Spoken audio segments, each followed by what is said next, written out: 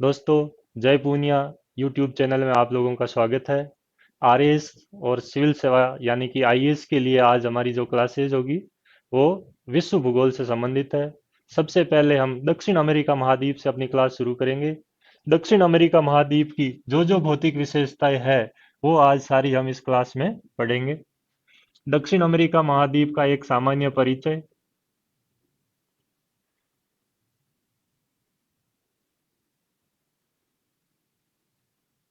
इस महाद्वीप में कुल देशों की संख्या।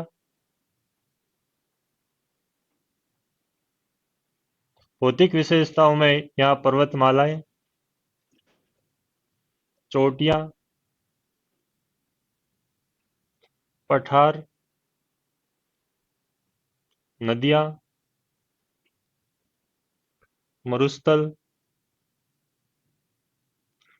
घास के मैदान और पर्टिकुलर जो मिट्टियां यहाँ पे मिलती है उनके बारे में थोड़ी बहुत जानकारी। आरएएस के सिलेबस में जो भौतिक विशेषताएं दी गई है उन टॉपिक में हमें क्या क्या पढ़ना ये बहुत ही ज्यादा महत्वपूर्ण है। और वो जो टॉपिक है आपके भौतिक विशेषता में वो आपके ये सारे टॉपिक आते हैं। हमें विश्व भूगोल में आरएएस प्रीलिम्स परीक्षा में केवल इन्हीं टॉपिक का अध्ययन करना है। या हमें भौतिक विशेषताएं वायुमंडलीय दशाओं में जल धाराएं, पवन पेटियां, ज्वार भाटे, चट्टाने वो यहाँ पे आपको नहीं पढ़नी है। आरएएस मुख्य परीक्षा में भूकंप, ज्वालामुखी, जियोलॉजिकल टाइम स्केल और पृथ्वी की आंतरिक संरचना, ये चार ही ऐसे टॉपिक है जो आपके अलग से जोड़े गए हैं। बाकी आपको आरएएस की परीक्षा में भौतिक भूगोल यानी भू आकृति, जलवायु, समुद्र विज्ञान, उनमें से जल धाराएं, महासागरीय जल धाराएं वगैरह आपको कुछ भी नहीं पढ़ना है। तो ये चीज पर्टिकुलर आपको ध्यान रखनी है। फिर आपके सिलेबस में जल परिवहन आता है। जल परिवहन में मुख्यतः दो चीजें हमें ध्यान रखनी है। जल संध्या महाद्वीप के अंदर या महाद्वीपों को जो आपके अलग करती है, या आपके नहरें। इसके अतिरिक्त जल परिवहन में महासागर में हम अंतर्राष्ट्रीय समुद्र मार्ग वगैरह पढ़ेंगे। दूसरा टॉपिक आपका ये है। तीसरा जो आपके टॉपिक है विश्व भूगोल में वो आपके औद्योगिक प्रदेश व औद्योगिक केंद्र।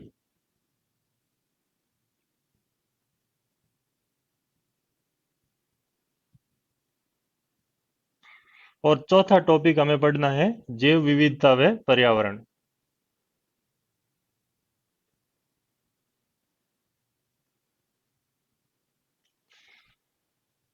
यानी कि जब हम विश्व भूगोल आरएएस प्रारंभिक परीक्षा के लिए पढ़ते हैं तो हमें सिर्फ और सिर्फ इन्हीं के बारे में ही ध्यान रखना है। ऐसा हम इसलिए कह रहे हैं क्योंकि 1991 के बाद आज तक आरएएस की प्रारंभिक परीक्षा में आपके कोई भी क्वेश्चंस इन टॉपिक से बाहर नहीं आया है। यानी कि यहाँ पर जो बाकी चीजें अक्सर पढ़ी जाती है वो आपको यहाँ नहीं पढ़नी है। इस दक्षिण अमेरिका महाद्वीप में ये चीज हमें यहाँ पे नहीं मिलेगी क्योंकि अधिकतर विकसित महाद्वीपों में औद्योगिक प्रदेश और केंद्र मिलते हैं। एक आध कोई औद्योगिक केंद्र हम यहाँ जरूर देखेंगे, जैसे चिली की राजधानी सैंटियागो वगैरह है। बाकी जैव विविधता व पर्यावरण भी यहाँ पर दक्षिण अमेरिका महाद्वीप में अमेजन वर्षावन और इनके रूप में देखा जाता है। तो ये टॉपिक हम शुरू करेंगे दक्षिण अमेरिका महाद्वीप के बारे में। तो सबसे पहले दक्षिण अमेरिका महाद्वीप का एक सामान्य परिचय हम प्राप्त करेंगे।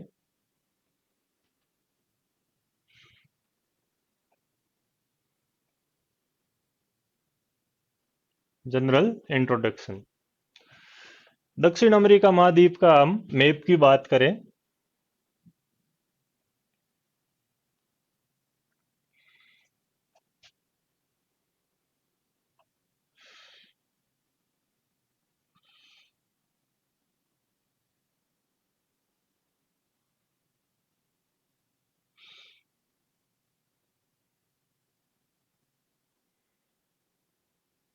तो आपके इस तरह का दक्षिण अमेरिका का लगभग मैप है। ये जो भाग है आपके 0 डिग्री, जिसको हम विषुवत रेखा या भूमध्य रेखा कहते हैं, या इक्वेटर या ग्रेट सर्कल, सारे नाम इसी के आपके।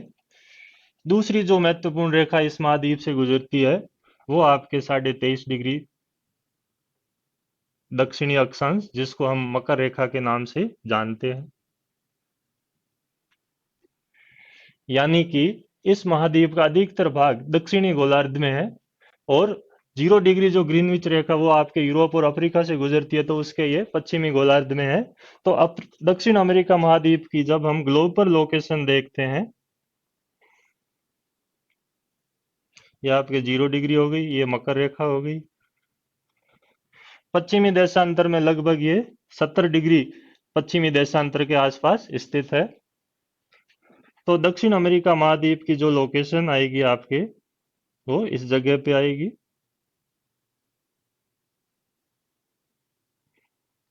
यानी कि हम ग्लोब की बात करें तो इसका जो अधिकतर भाग है वो दक्षिणी गोलार्ध में और इधर पश्चिमी गोलार्ध में है।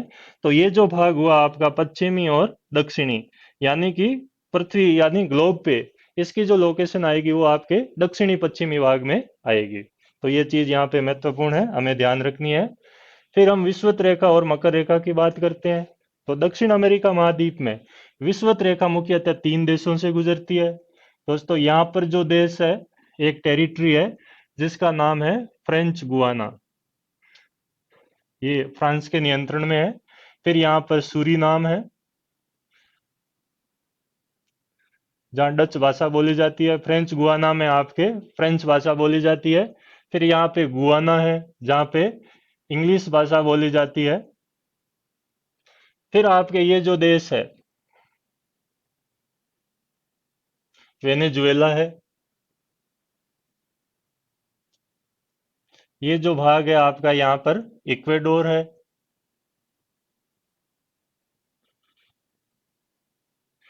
इक्वेडोर के पास में ये आपका कोलंबिया है।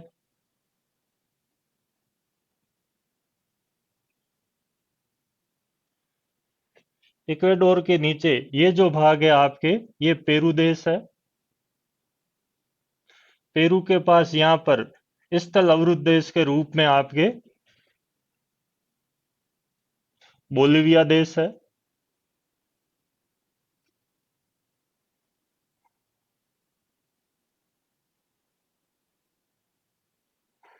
तो ये आपके स्थल अवरुद्ध देश हो गया बोलिविया, और ये आपका पेरू देश हो गया। यहाँ से चिली देश शुरू होता है आपके। ये बाकी जो भाग है पूरा, ये आपका ब्राजील है। यहाँ पर आपके उरुग्वे देश है, और ये जो भाग है आपका पराग्वे, और इसके नीचे ये पूरा देश आपके पूरा भाग हो गया अर्जेंटीना। यानी कि इस महाद्वीप में कुल 12 देश है आपके। ये जो टेरिटरी है ये स्वतंत्र नहीं है, फ्रांस के नियंत्रण में है, इसलिए स्वतंत्र देशों में पहला सूरीनाम, फिर आपके गुआना 2, ये तीसरे नंबर पे, चौथे नंबर पे, पांचवे पे, छठे पे, सातवें पे, आठवें पे, नौवें पे, 10वें पे, 11वें पे, और ब्राजील हो गया 12। यानी कि कुल जो है इसमें आपके 12 देश इस महाद्वीप में शामिल है। अब हम बात करते हैं विषुवत रेखा इस महाद्वीप के कितने देशों से होकर गुजरती है। हम जब पूर्व से पश्चिम की बात करते हैं तो पहला देश मैंने आप लोगों को बताया था कि यहाँ ब्राजील है। दूसरा आपके हो गया कोलंबिया, और तीसरा देश आपके हो गया इक्वेडोर। यानी कि 3 देशों से होकर विषुवत रेखा या भूमध्य रेखा गुजरती है। रही बात मकर रेखा की, तो मकर रेखा जो है आपके ब्राजील से, ये जो भाग है आपके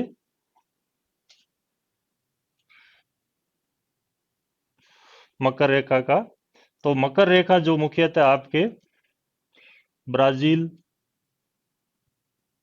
कुछ भाग यहाँ पे अर्जेंटीना का, ये भाग हो गया आपके पराग्वे का, और ये भाग आपका हो गया चिली। यानी कि 4 देशों से होकर गुजरती है। अपन पूर्व से पश्चिम की बात करें तो सबसे पहले ब्राजील, उरुग्वे से नहीं गुजरती है ये आपके, ब्राजील हो गया, अर्जेंटीना हो गया, पराग्वे हो गया, और चिली हो गया। तो 4 देशों से मकर रेखा गुजरती है, 3 देशों से आपके विषुवत रेखा गुजरती है। पराग्वे और बोलिविया, ये दो ऐसे देश है जिनको हम लैंड लॉक्ड कहते हैं इस महाद्वीप में, यानी कि स्थल अवरुद्ध देश है।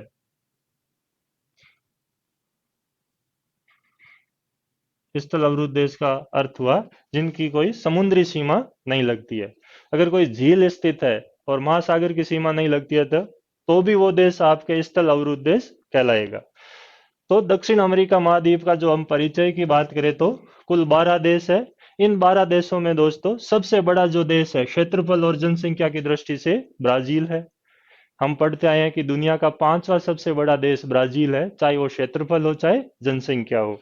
क्षेत्रफल की दृष्टि से दूसरा सबसे बड़ा देश जो है वो इस महाद्वीप का अर्जेंटीना है। अर्जेंटीना भारत के बाद 8वां संसार का सबसे बड़ा देश है। इसी तरह जनसंख्या के दृष्टिकोण से दूसरा सबसे बड़ा देश जो है वो आपके कोलंबिया है। यानी कि ब्राजील जनसंख्या व क्षेत्रफल दोनों दृष्टिकोण से सबसे बड़ा देश, जनसंख्या की दृष्टिकोण से दूसरा कोलंबिया, और क्षेत्रफल की दृष्टि से आपके हो गया अर्जेंटीना।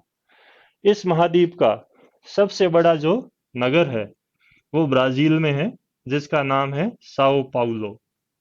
ये आपके इस पठारी भाग में स्थित है ब्राजील में, और यहाँ कॉफी की खेती होती है इसके आसपास। इसलिए साओ पाउलो को संसार की कॉफी की मंडी या wholesale market of coffee in the world कहते हैं आपके। तो ये चीज हमें यहाँ ध्यान रखनी है इन देशों के बारे में। भाषाओं के हिसाब से मैंने बताया था कि यहाँ फ्रांस सूरीनाम में आपके डच भाषा बोली जाती है और गुआना में अंग्रेजी भाषा बोली जाती है। बाकी इस पूरे महाद्वीप में आपके ब्राजील में पुर्तगाली और बाकी भाग में आपके स्पेनिश भाषा बोली जाती है। तो ये हमें ध्यान रखना है। लेटिन अमेरिका इस महाद्वीप को नहीं कहते हैं, अक्सर हम गलतफहमी में इस महाद्वीप को लेटिन अमेरिका कहते हैं। लेटिन अमेरिका में यहाँ मध्य अमेरिका का जो भाग है, जो कॉन्टिनेंट के हिसाब से आपके उत्तरी अमेरिका में भी आता है, तो मध्य अमेरिका और दक्षिण अमेरिका दोनों को भाषागत आधार पर हम लेटिन आपके महाद्वीप के नाम से भी या लैटिन अमेरिका के नाम से भी जानते हैं, क्योंकि ये जो भाषाएं हैं स्पेनिश पुर्तगाली ये सब लैटिन भाषा से निकली हुई मानी जाती है। तो भाषागत आधार पर इसको लैटिन अमेरिका में आपके मध्य अमेरिका भी शामिल है और दक्षिण अमेरिका भी शामिल है। तो दक्षिण अमेरिका महाद्वीप का जो परिचय है वो मैंने आप लोगों को बताया।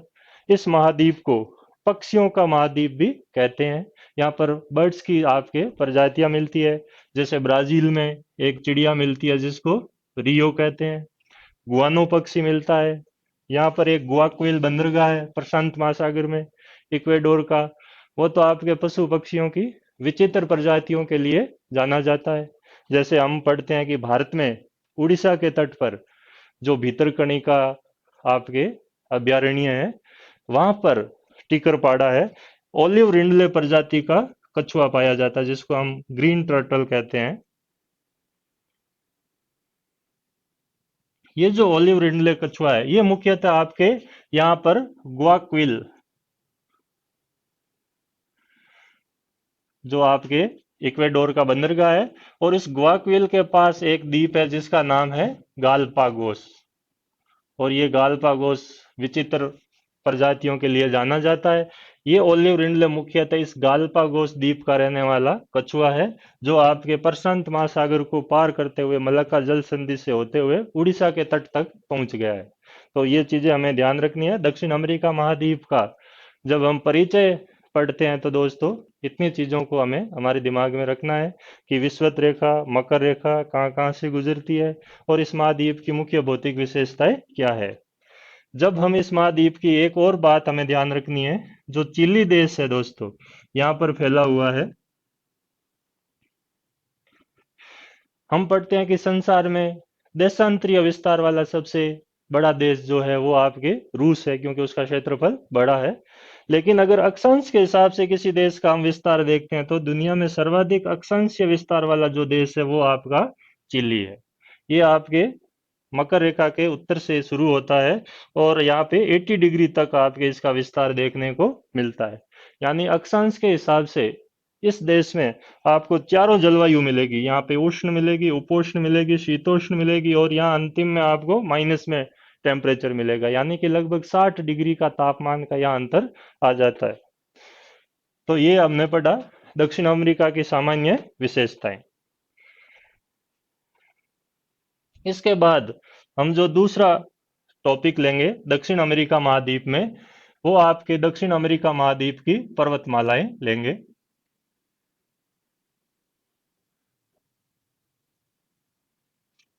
पर्वतमालाएं व चोटियां।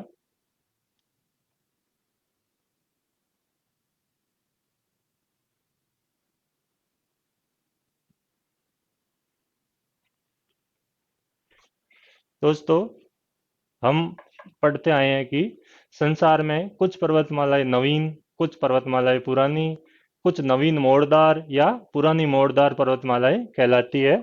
तो इस दक्षिण अमेरिका महाद्वीप में भी आपके नवीन मोड़दार पर्वतमालाओं का एक समूह मिलता है, जिसको हम वेस्टर्न कॉर्डिलेरा के नाम से जानते हैं या पश्चिमी कॉर्डिलेरा कहते हैं।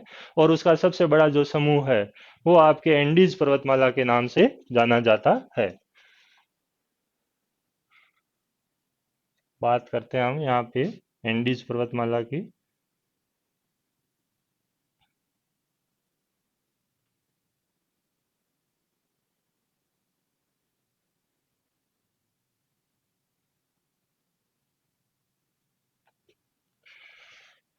दोस्तों, एंडीज पर्वतमाला जो है,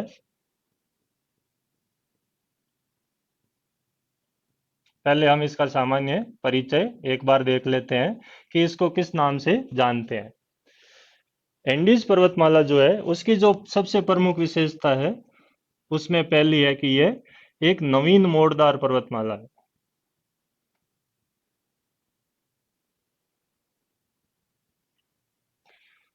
नवीन का अर्थ हुआ ऐसी पर्वतमालाएं जो लगभग 7.5 करोड़ साल पहले जिनका निर्माण यानी टर्शियरी युग में, तृतीयक युग में जिनका निर्माण हुआ, उनको हम अल्पाइन या नवीन पर्वतमालाएं कहते हैं।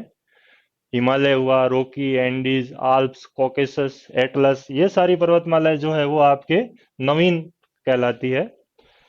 पुरानी पर्वतमालाएं जैसे अरावली वगैरह है, उनका निर्माण प्राथमिक युग में या उससे भी पहले, जिसको हम प्री कैम्ब्रियन युग कहते हैं, उनमें उनका निर्माण हुआ।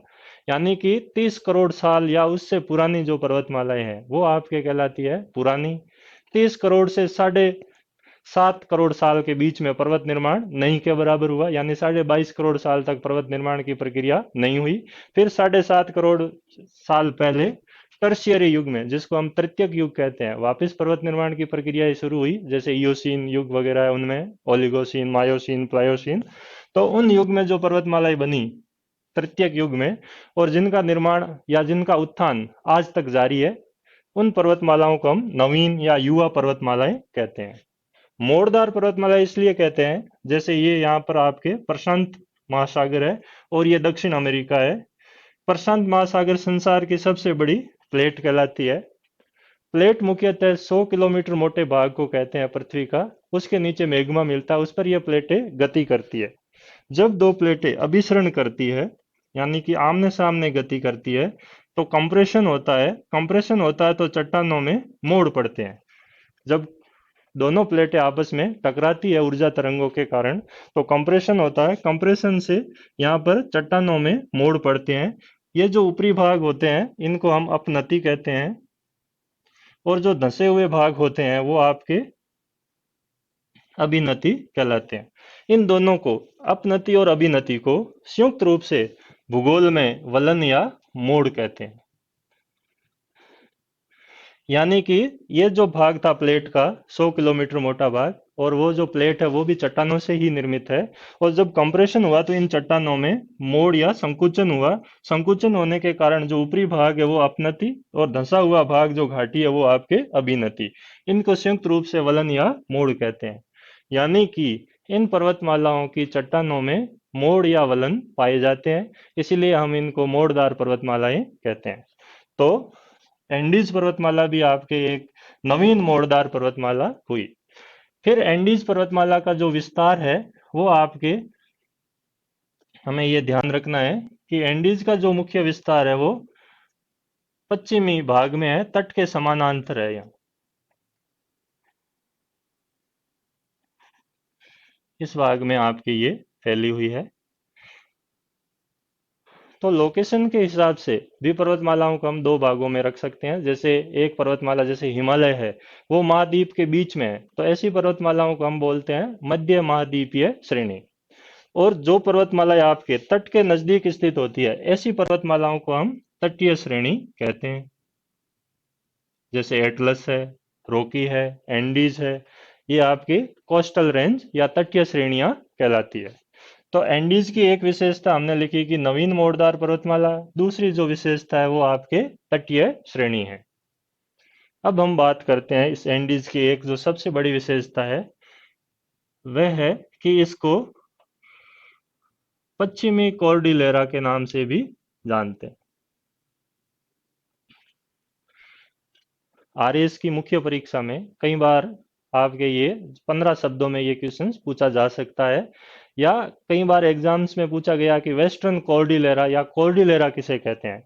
तो कॉर्डिलेरा का अर्थ दोस्तों यह हुआ कि पर्वतों का एक समूह है जो एक लाइनियर फॉर्मेट में यानी एक रेखीय रूप में पूरे महाद्वीप में अगर विस्तार रखता है तो वो आपके कॉर्डिलेरा कहलाती है। तो ये जैसे आपके कॉर्डिलेरा नॉर्थ टू साउथ है, कई बार हो सकता है पूर्व से पश्चिम भी हो, तो पश्चिमी भाग में अवस्थित होने के कारण इसको हम पश्चिमी कॉर्डिलेरा कहते हैं। यानी कॉर्डिलेरा का अर्थ हुआ पर्वतों का समूह जो किसी महाद्वीप पर रेखीय रूप में पूरे महाद्वीप में विस्तारित हो, उसको हम कॉर्डिलेरा कहते हैं। तो एंडीज को वेस्टर्न कॉर्डिलेरा के नाम से भी जानते हैं। ये इसका भाग ओरिएंटल, ये भाग आपका हो गया मध्य, मिडल, और ये भाग हो गया आपका ऑक्सीडेंटल।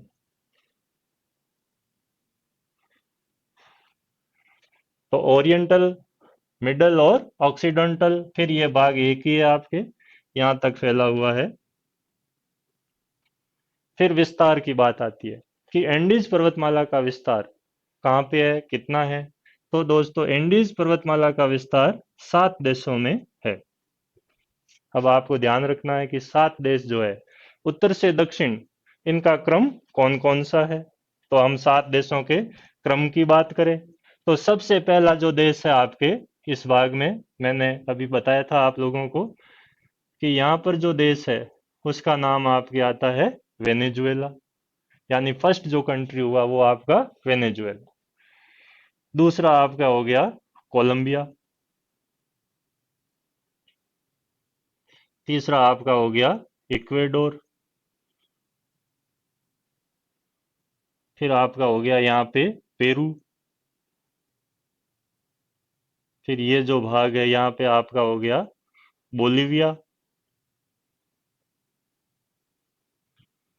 बोलिविया के बाद ये जो भाग है आपका चिली, और फिर यहाँ से अर्जेंटीना शुरू हो जाता है। यानी कि हम सीक्वेंस में बात करें तो फर्स्ट वेनेजुएला, सेकंड आपका कोलंबिया, थर्ड नंबर पे आपका इक्वेडोर, फोर्थ पे आपका हुआ पेरू, फिफ्थ पे हुआ आपका बोलिविया, सिक्स्थ पे हुआ आपका चिली, और सेवन्थ पे हुआ आपका अर्जेंटीना। 7 देशों में इसका विस्तार मिलता है दोस्तों। तो ये हमें ध्यान रखना है। इस पर्वतमाला की कुल लंबाई भी लगभग 7,000 किलोमीटर है। अगर हम बात करें पृथ्वी की सबसे लंबी पर्वतमाला, तो हमें यह ध्यान रखना है कि इस अटलांटिक महासागर में एस आकार में फैली हुई पर्वतमाला, जिसको हम मिड अटलांटिक रिज कहते हैं, वो संसार की सबसे लंबी पर्वतमाला है जो 14,000 किलोमीटर है, लेकिन उसका अधिकतर भाग समुद्र के अंतर्गत है। महाद्वीपों पर अगर सबसे लंबी पर्वतमाला है तो वो आपके एंडीज पर्वतमाला है। यानी कि longest continental mountain range in the world. यानी पृथ्वी पर सबसे लंबी महाद्वीपीय पर्वत श्रेणी अगर कोई है तो वो आपकी एंडीज पर्वतमाला है, जिसकी लंबाई 7,000 किलोमीटर है। तो ये हमें ध्यान रखना है कि इसकी लेंथ। फिर हम इसकी चोटियों की बात करते हैं कि कौन सी चोटियां इसमें अवस्थित है।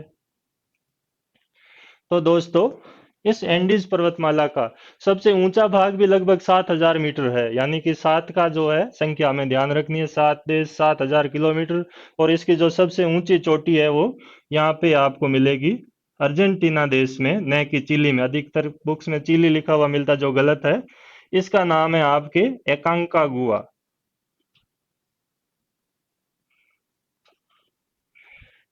एकांकागुआ जो है वो आपके, हमें ध्यान रखनी है,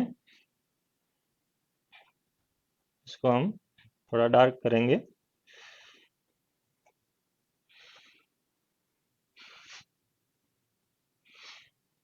6960 मीटर, अर्जेंटीना देश, ना कि चिली। ये इस महाद्वीप की सबसे ऊंची चोटी है। अर्जेंटीना में इसका विस्तार है। इस चोटी की विशेषता है कि यह एक तरह से आपके मृत ज्वालामुखी है, एक्सटिंक्ट या शांत ज्वालामुखी है। तो शांत ज्वालामुखी महाद्वीपों पर अगर कोई शांत ज्वालामुखी सबसे ऊंचा है तो वो आपके एकांका गुहा है। तो ये ध्यान रखना है कि महाद्वीपों पर स्थित सबसे ऊंचा शांत ज्वालामुखी, जबकि पृथ्वी का सबसे ऊंचा ज्वालामुखी है वो आपके एकांका गुहा नहीं है, वो भी प्रशांत महासागर में हवाई द्वीप में मोना किया है, जो माउंट एवरेस्ट से भी ज्यादा ऊंचा है। वो पृथ्वी की सबसे ऊंची चोटी है जिसको मोना किया किया या किलायू के नाम से जानते हैं, क्योंकि पृथ्वी पे महासागर और महाद्वीप दोनों है। तो एटल जो आपका माउंट एवरेस्ट है वो सबसे ऊंची महाद्वीपीय या समुद्र तल से सबसे ऊंची चोटी है। और अगर आपके क्वेश्चन आता पृथ्वी की सबसे ऊंची चोटी, तो 10,000 मीटर के करीब है मोना किया, जो कि समुद्र के अंदर है। तो वो संसार का सबसे ऊंचा ज्वालामुखी है। महाद्वीपों पर अगर सबसे ऊंचा ज्वालामुखी कोई है तो वो आपके एकांका गुहा है, अर्जेंटीना देश में। तो पहली जो पीक है आपको वो ये ध्यान रखनी है, वो आपकी एकांका गुहा। दूसरी जो चोटी है आपके इस भाग में है, चिली देश में है, ये दूसरी वाली चिली में है।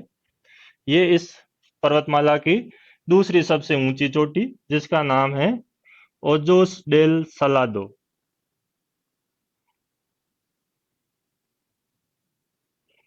ये लगभग 6908 मीटर ऊंची है आपके। ये इस महाद्वीप की दूसरी सबसे ऊंची चोटी है, चिली देश में स्थित है। और यह एक तरह से आपका प्रसुप्त यानी डोरमेंट ज्वालामुखी है,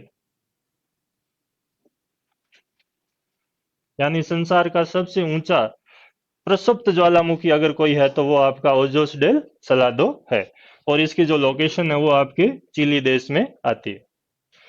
फिर यहाँ पे हमने बताया था कि 0 डिग्री विषुवत रेखा इस भाग में आपके, इस विषुवत रेखा वाले भाग में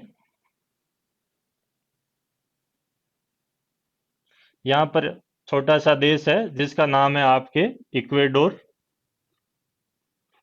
लगभग 36 ज्वालामुखी इस देश में स्थित है। कहा जाता है कि दुनिया में सर्वाधिक ज्वालामुखियों वाला अगर कोई देश है तो वो आपके इक्वेडोर है।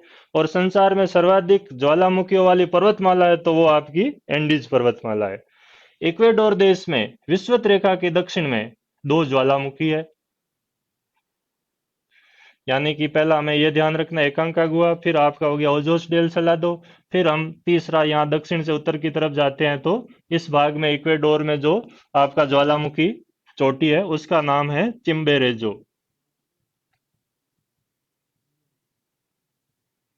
और चिम्बेरेजो जो है दोस्तों, ये भी एक तरह से शांत या प्रसुप्त ज्वालामुखी है। तो चिम्बेरेजो इक्वेडोर देश में हो गया आपके।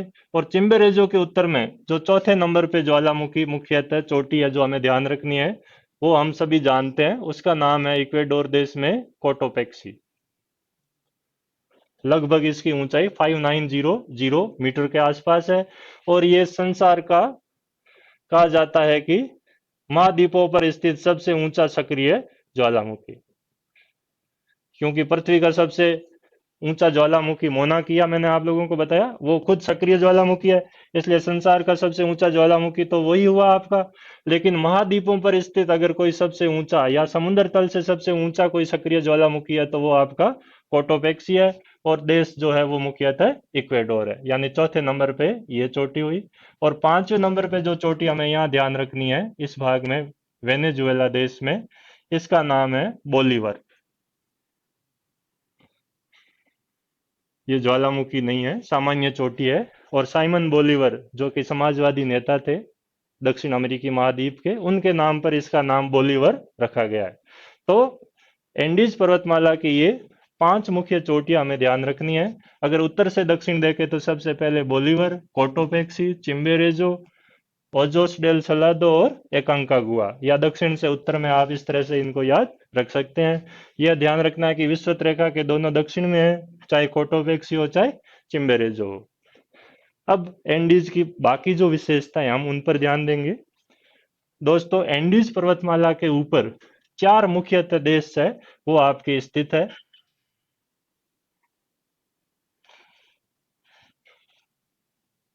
और ये जो 4 देश है वेनेजुएला को छोड़कर, यानी कि यहाँ से कोलंबिया, फिर आपका हुआ इक्वेडोर, यहाँ पे हुआ आपका पेरू, और ये हुआ आपका बोलिविया।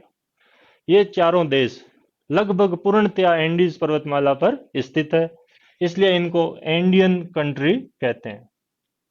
तो ये आपके एंडियन देश कहलाते हैं। कोलंबिया की राजधानी बोगोटा है, इक्वेडोर की क्विटो है, पेरू की लीमा है, और बोलिविया की लापाज है। लापाज जो है बोलिविया की, वो संसार में सर्वाधिक ऊंचाई पर स्थित राजधानी नगर है जो एंडीज पर्वतमाला पर स्थित है। तो ये 4 देश हमें ध्यान रखने हैं। ये चारों देश आपके एंडियन कंट्रीज या एंडियन समूह के नाम से जाने जाते हैं।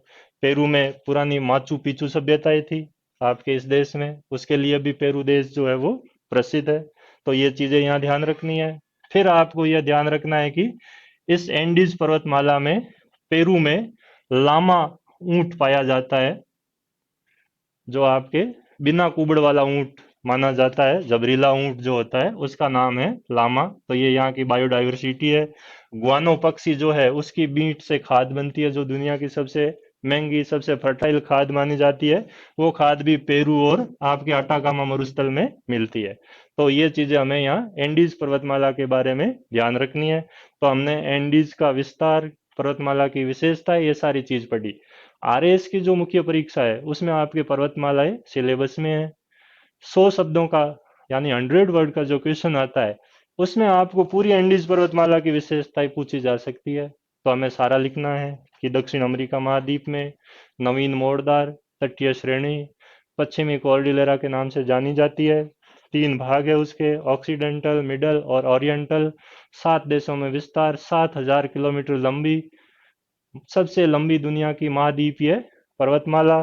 फिर चोटियां, सर्वाधिक ज्वालामुखियों वाली पर्वतमाला। ये सारी विशेषताएं हमें एंडीज पर्वतमाला में बतानी है। तो इस महाद्वीप में अगर एकमात्र जो सबसे प्रमुख आपके पर्वतमाला है तो वो आपकी एंडीज है।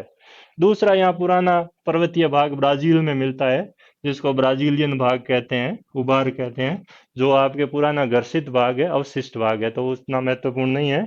या अगर पर्वतमाला की हम बात करें तो एकमात्र पर्वतमाला जो है वो आपकी एंडीज पर्वतमाला ही है। तो दोस्तों, आज की क्लास में हमने दक्षिण अमेरिका महाद्वीप का सामान्य परिचय और एंडीज पर्वतमाला के बारे में पढ़ा। आप जय पूनिया चैनल को सब्सक्राइब करो, शेयर करो, और जितना आप इसमें फीडबैक दे सकते हैं तो वो आपके फीडबैक में अगर कोई जायज़ चीज़ होगी तो हम उनको ज़रूर कंसिडर करेंगे, और इस हिसाब से या आपके जो हिसाब से है उन चीज़ों को संशोधित करके और इस चैनल को बेहतर चैनल बनाने की कोशिश करेंगे। धन्यवाद।